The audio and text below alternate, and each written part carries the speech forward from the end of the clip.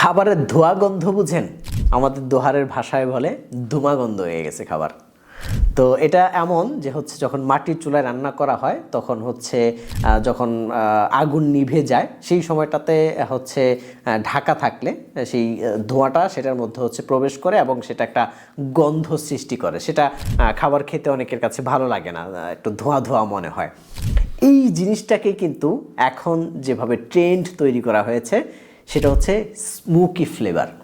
আপনারা দেখবেন বিভিন্ন রেস্টুরেন্ট, আমি অনেকগুলো রেস্টুরেন্ট দেখেছি যারা হচ্ছে বিভিন্ন প্ল্যাটার নিয়ে এসেছে, সেই প্ল্যাটারের মধ্যে সেটা ঢাকা থাকে এবং সেটার মধ্যে একটা কয়লার বাটি থাকে।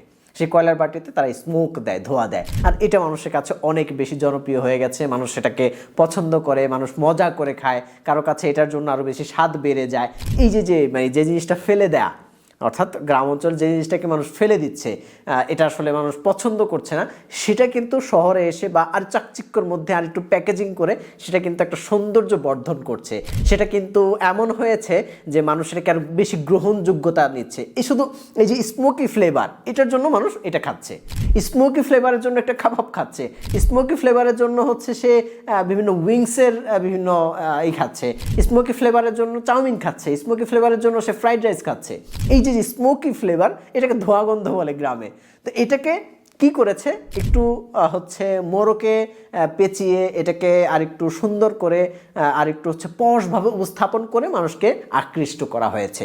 এর মাধ্যমে কিন্তু একটা বিজনেস দাঁড়িয়ে গেছে, বিভিন্ন রেস্টুরেন্ট দাঁড়িয়ে গেছে। বিভিন্ন রেস্টুরেন্টের এখন একটাই যে স্মোকি ফ্লেভার।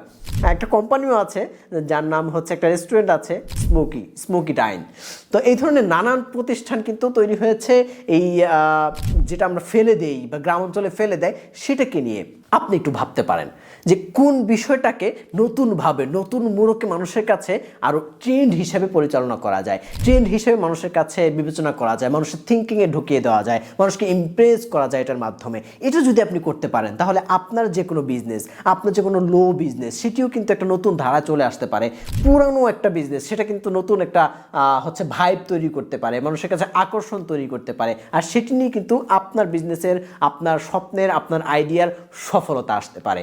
তো এটি বলবো যে আসলে ফেলে দেওয়া অনেক কিছু আমরা যদি একটু নতুনভাবে করি, বিভিন্ন যারা ক্রাফট তৈরি করে দেখবেন, ক্রাফটের বিভিন্ন ভিডিও ইউটিউবে পাওয়া যায়, সেগুলোতে দেখা যায় যে ভেঙে ফেলা একটা কাপ দিয়ে নতুন করে হচ্ছে একটা টপ হয়ে যাচ্ছে, ফেলে দেওয়া বোতল দিয়ে নানান ধরনের হচ্ছে ক্রাফট তৈরি করছে। তো এই যে ফেলে দেওয়া জিনিস, পুরানো জিনিস, সেটাকে কিভাবে নতুন করে হচ্ছে রিপ্রেজেন্ট করা যায়, এই আইডিয়া যদি আপনার মধ্যে থাকে তাহলে আপনিও কিন্তু আপনার নতুন একটা বিজনেস দাঁড়া করতে পারবেন, আপনার নতুন একটা আইডিয়াকে মানুষের কাছে ছড়িয়ে দিতে পারবেন।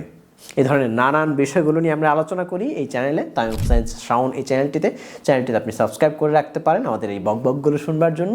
আশা করি আপনার কিছু আইডিয়াও চলে আসবে।